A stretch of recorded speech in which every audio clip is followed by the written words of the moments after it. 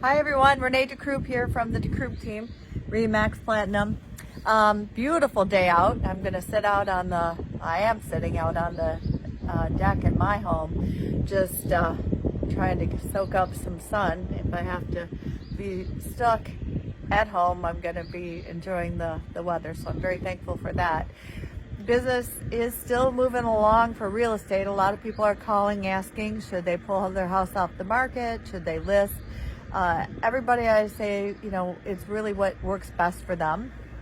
A lot of houses are still being listed because there are buyers and there are, obviously, there are sellers. So if you're still interested, we're doing it virtually. Our clients are doing open houses through videos and sending it to us, and we're sending it on Facebook. So we're trying to, still be out there. Call us, ask us any questions you have.